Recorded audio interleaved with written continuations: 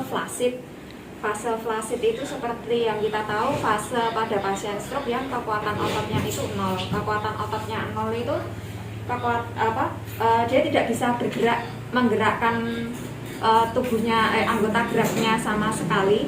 Jadi misal kalau kita seperti ini, dia jatuh, tidak ada kekuatan untuk mempertahankan gerakan, untuk mempertahankan anggota tubuh. Jika digerakkan seperti ini, dia pasti jatuh. Kalau orang yang kekuatan ototnya 0 digerakkan seperti ini, pasti jatuh. Kalau kekuatan ototnya masih ada, saya lempar saya gerakan seperti ini, dia masih ada tahanan. Ya, itu. Kalau kekuatan 0 kayak gini, pasti jatuh. Kayak gini pasti. Karena tidak ada kekuatan ototnya, gitu. Kadang pada pasien stroke saya cubit seperti ini pun tidak berasa. Ada beberapa pasien stroke yang kasusnya seperti itu. Nah, ini caranya untuk menggerakkan pasien stroke yang kasus flasid. Ini seperti ini.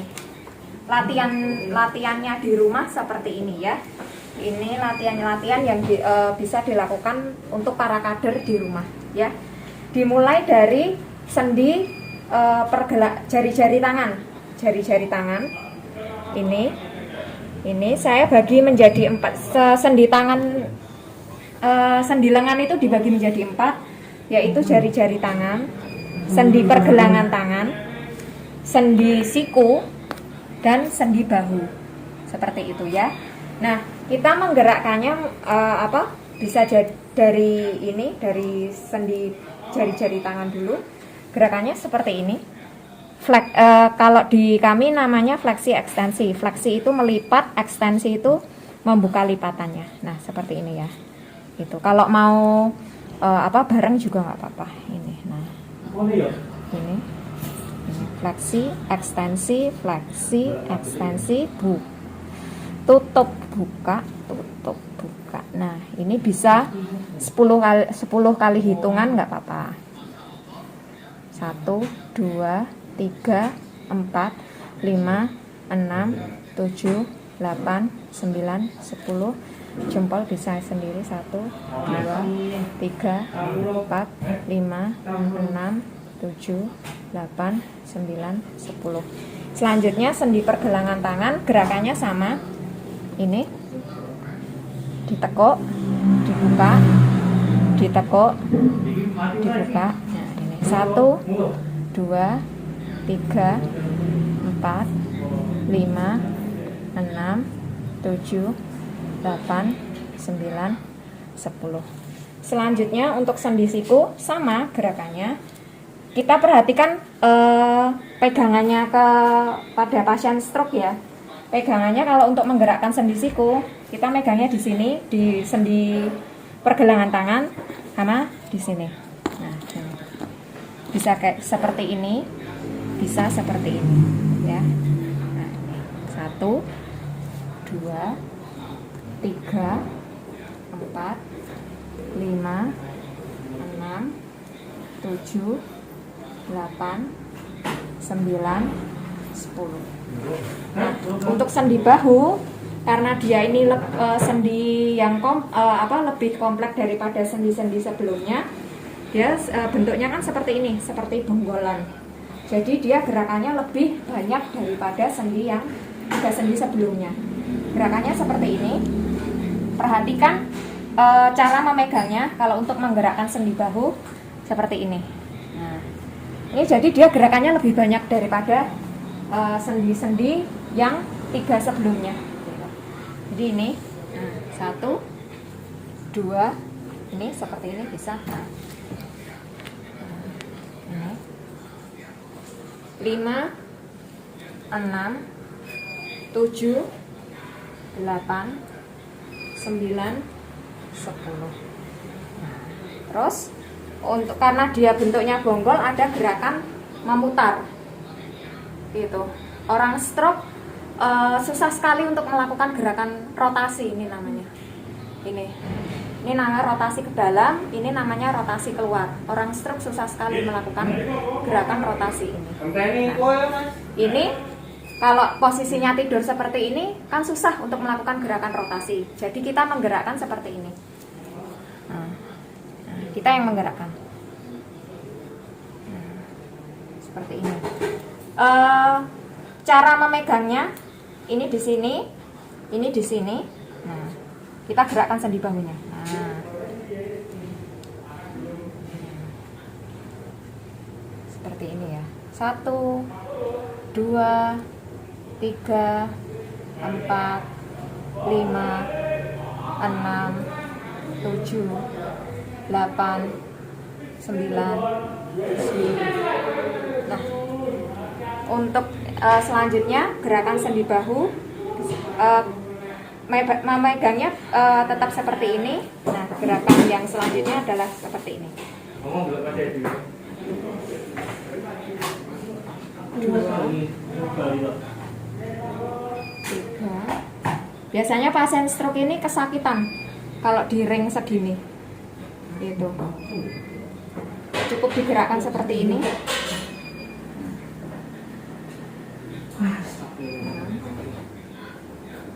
7, 8, 9, 10.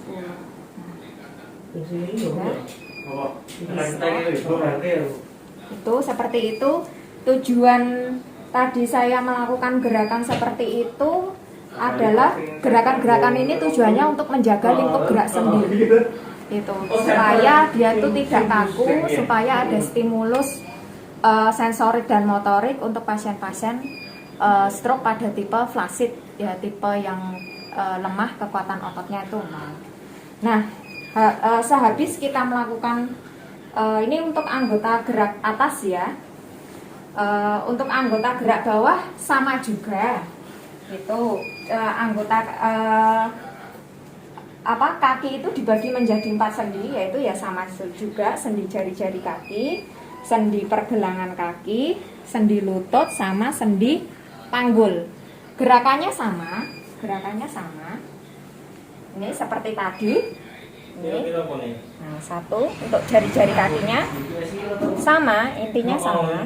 Kita gerakkan ke atas ke bawah. 1, 2, 3, 4, 5, 6, 7, 8, 9, 10. Untuk pergelangan kakinya kita bisa menggerakkan seperti ini. Ankle-nya 1, 2, 3, 4, 5, 6, 7, 8, 9, 10. Untuk sendi lututnya kita bisa menggerakkannya seperti ini. Handlingnya pegangan tangannya di bawah sendi siku, sendi lutut, sama di bawah ini bisa telapak kaki. Nah, seperti ini. Kita gerakkan seperti ini. 1, 2, 3, 4, 5, 6, 7,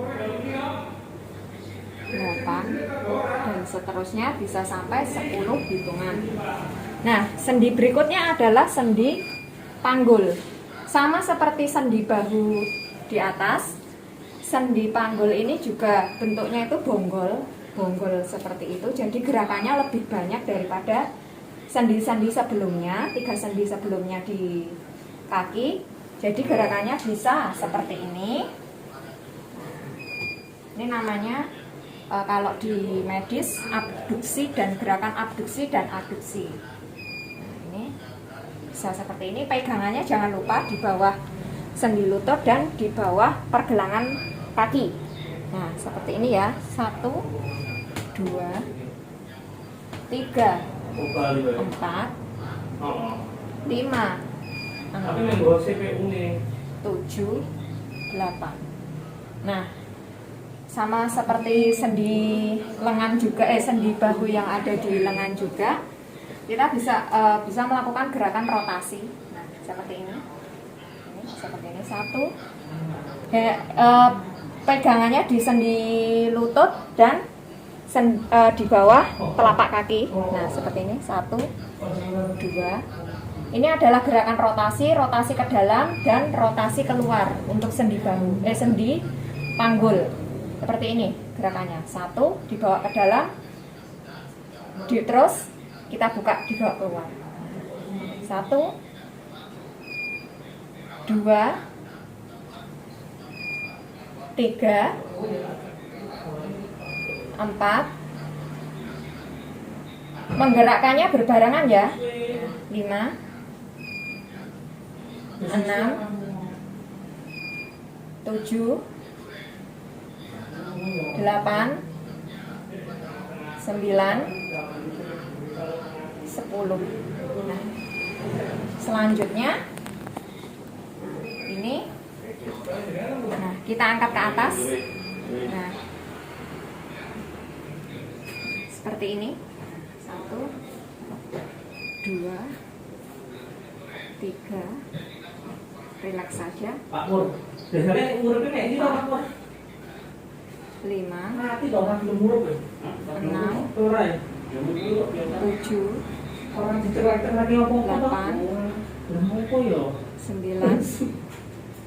10. Nah, itu adalah gerakan-gerakan untuk anggota gerak atas dan anggota gerak bawah pada pasien-pasien stroke fase stadium flasid ya. Ini sama tujuannya untuk menjaga lingkup gerak sendi itu, supaya karena pasien tidak bisa menggerakkan secara aktif, jadi kita bantu untuk menggerakkan secara pasif ya, seperti itu. Dan latihan yang kedua ini adalah tapping alias ketukan alias ketukan. Ketukannya kita ketuk di area, karena dia fasenya masih flasid, jadi kita melakukan gerakan-gerakan yang tujuannya untuk menstimulasi, merangsang saraf motorik dan saraf sensoriknya ya. Ini seperti ini. Kita untuk lengan atas kita bisa melakukan di area ini, di area yang putih, ini area gelap ya. Ini namanya ekstensor. Nah, ini namanya grup otot flexor. Nah, kita berikan ketukan pada fleksornya seperti ini. Seperti ini bisa. Seperti ini kalau mau lebih keras.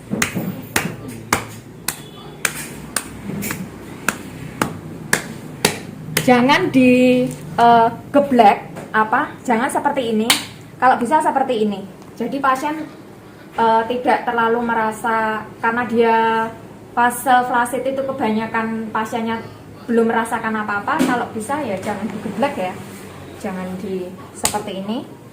Seperti ini aja. Kita membentuk cup sedikit. Biar kulit pasien tidak kemerahan. Karena kalau digeblek biasanya bisa menimbulkan bekas merah. Jadi kita seperti ini aja, membentuk mangkok.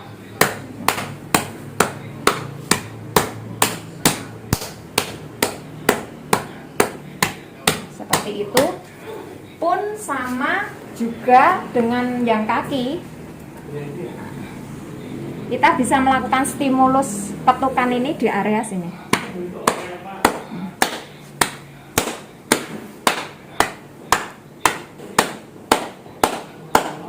Di area sini juga.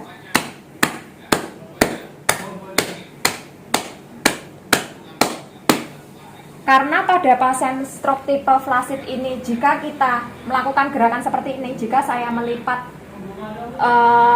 kaki pasien seperti ini, kalau orang yang kekuatan ototnya 0 pasti masih jatuh. Itu karena dia tidak punya kemampuan untuk mempertahankan kakinya ya.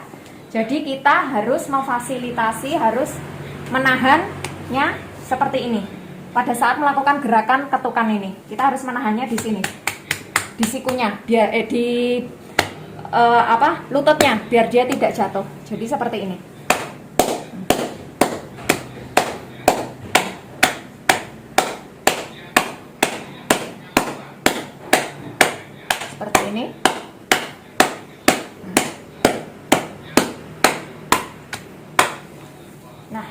seperti itu.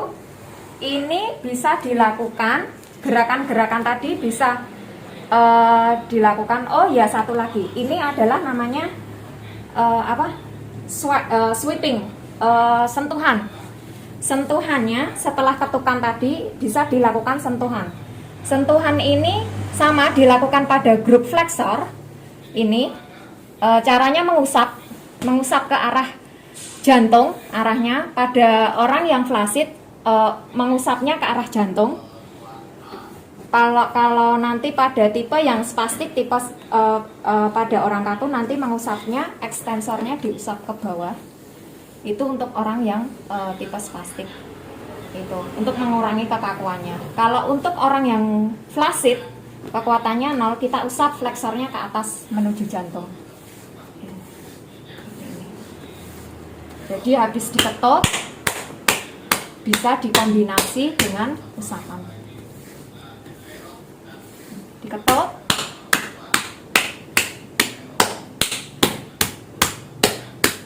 bisa dikombinasi dengan usapan. Gitu.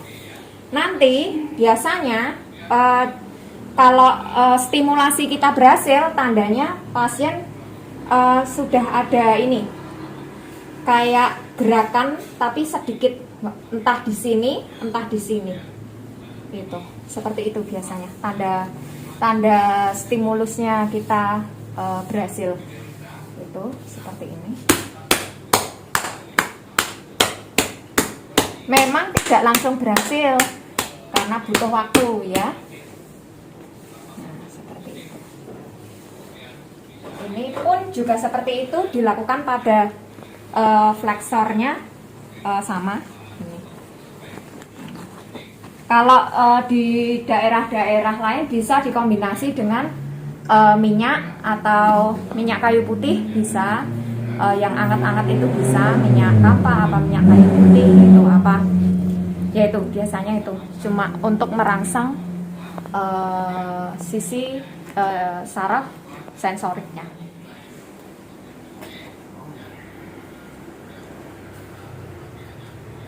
Oh iya, ini juga bisa untuk fase flaccid ya. Ya. Nanti disambung-sambung aja ya, Dek. Berikutnya ini adalah latihan-latihan untuk pasien yang bisa dilakukan di tempat tidur.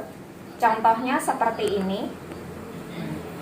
Ini pada fase flaccid, misal ini masih 0 kekuatannya ya. Jadi kita bantu pasien dengan seperti ini. Jalinkan kedua tangan, bantu jalin kedua tangan seperti ini. Kenapa sambil tidur? Karena pasien-pasien pada fase flaccid dia itu tidak punya kekuatan otot untuk duduk. Tipe kelemahan pada pasien stroke adalah separuh badan. Bisa separuh badan kanan lemah atau separuh badan kiri lemah. Di kasus ini saya memberi contoh yang lemah adalah yang kiri, sebelah kiri. Jadi ini contoh latihan yang bisa dilakukan pada pasien-pasien tipe flaccid ya. Kita bantu jalin seperti ini, kita dorong ke atas pasien seperti ini. Nah, dibantu dengan sisi yang sehat. Pasien membantu mengangkat sisi ini dengan sisi yang sehat ya, seperti itu. Nah, yuk angkat ke atas, Pak ya. Nah, kita hanya memfasilitasi, memegang saja. Yang menggerakkan adalah sisi lengan yang sehat dari pasien. Yuk, turun. Yuk, diangkat sendiri lengannya. Yuk. Nah, kita memfasilitasi saja. Kalau bisa mengangkatnya sampai telinga. Yuk. 1. Yuk, turun. Lagi 2. Turun. Ini dilihat saya tidak menggerakkan, cuma memfasilitasi saja. menjaga biar pasien nggak blek tangannya, tidak jatuh dengan tiba-tiba. Yuk, angkat lagi. Yuk, nah 3, turun. Jika dirasa pasien pada hitungan ketiga atau hitungan kelima sudah kelelahan, kita sebagai keluarga juga harus mengerti ya kondisi pasien, jangan terlalu dipaksa. Yuk sekali lagi coba, misal dia sudah beristirahat, yuk langsung kita ini lagi, kita motivasi lagi ya. Yuk angkat lagi Pak.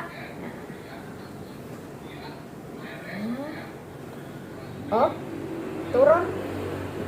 Biar dia menggunakan sisi sehatnya untuk menggerakkan sisi yang lemah. Bagi pasien-pasien pasien-pasien tipe flasid, biasanya jika kita menggerakkan kaki pasien seperti ini, dia akan jatuh. Dia akan jatuh karena kekuatan ototnya masih nol, dia tidak mampu mempertahankan posisi, tidak punya kekuatan untuk mempertahankan posisi kakinya gitu. Jadi ini namanya latihan bridging. Latihan bridging itu latihan mengangkat pantat. Gunanya latihan bridging ini apa? Gunanya untuk persiapan jalan. Itu persiapan jalan pasien dan membentuk kekuatan otot postural, yang mana kekuatan otot perut. Itu ya. Jika otot postural itu penting untuk latihan duduk, untuk latihan-latihan yang gunanya melawan gravitasi, contohnya duduk seperti itu. Kalau otot perutnya masih lemah, dia pasti tidak akan bisa duduk lama.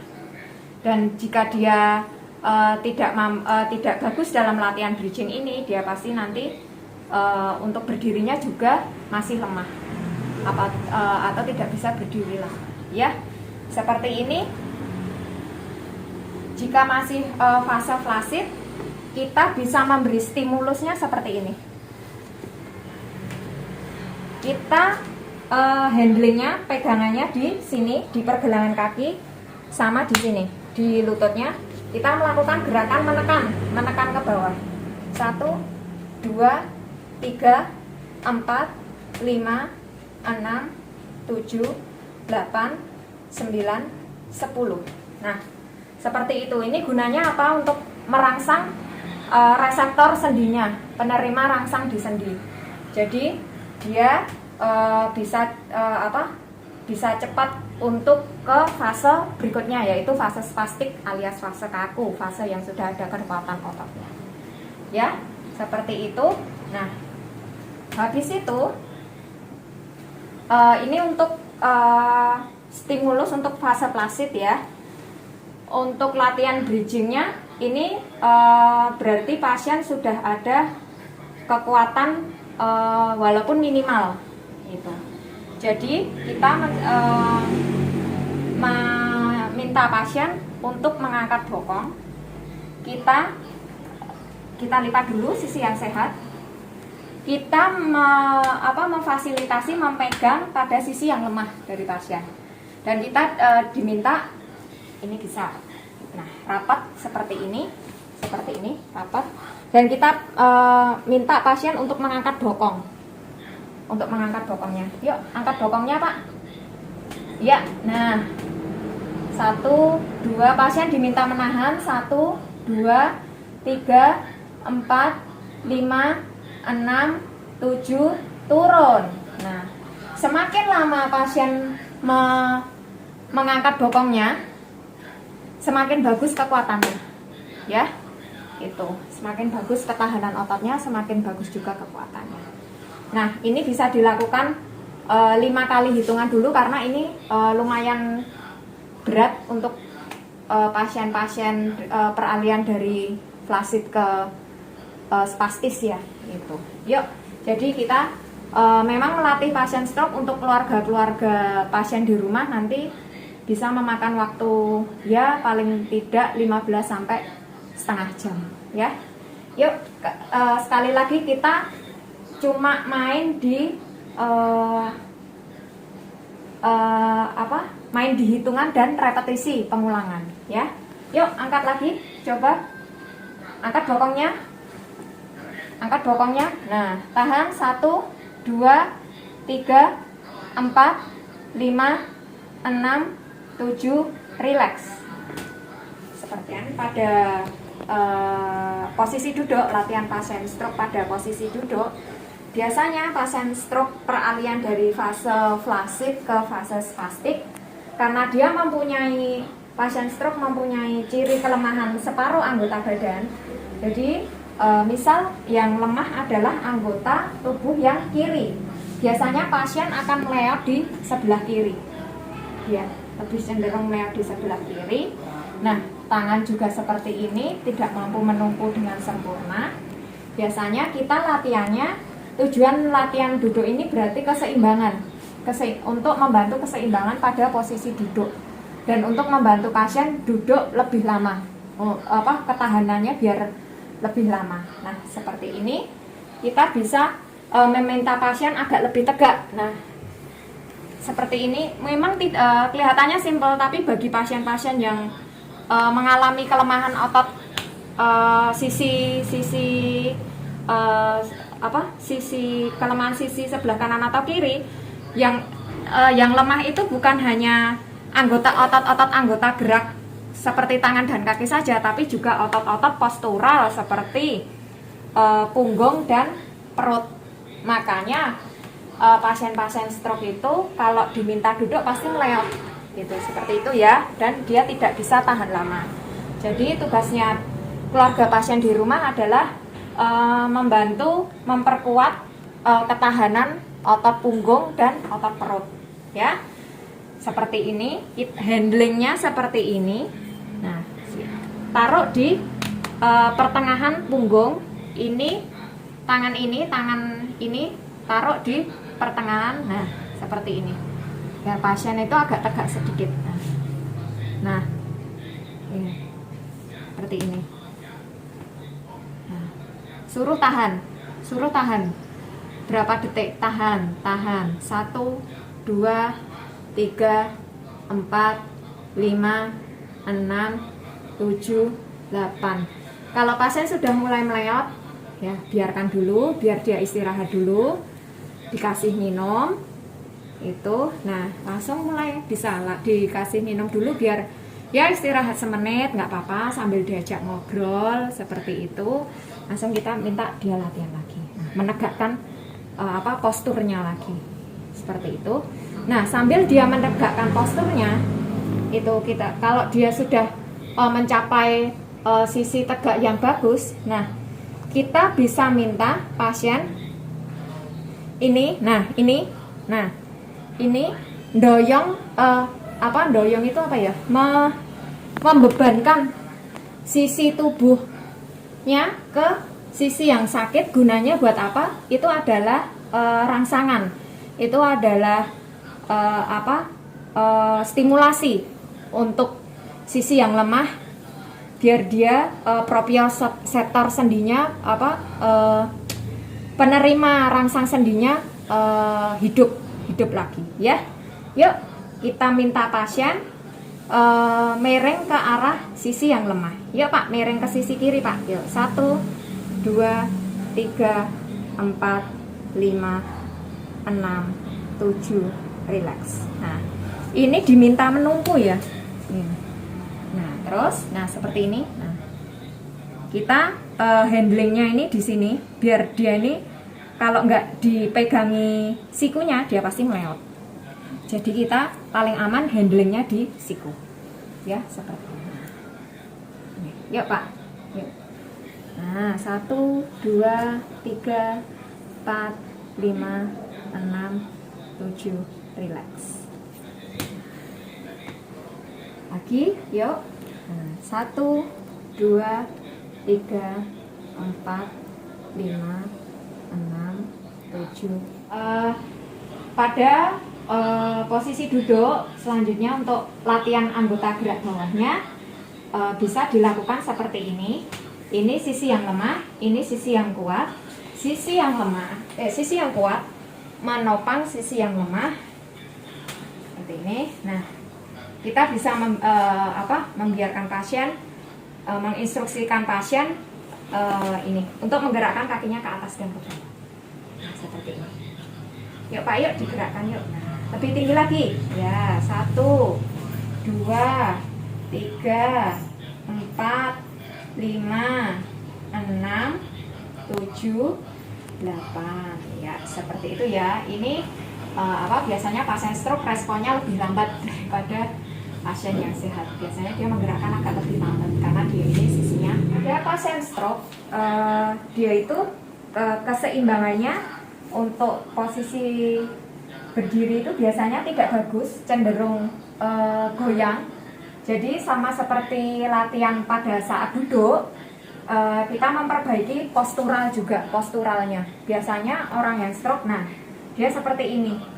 Dia kalau pasien stroke itu mudah lelah untuk berjalan ya karena itu kekuatan ototnya antara posturalnya yang punggung sama yang perut itu tidak seimbang, alias lemah.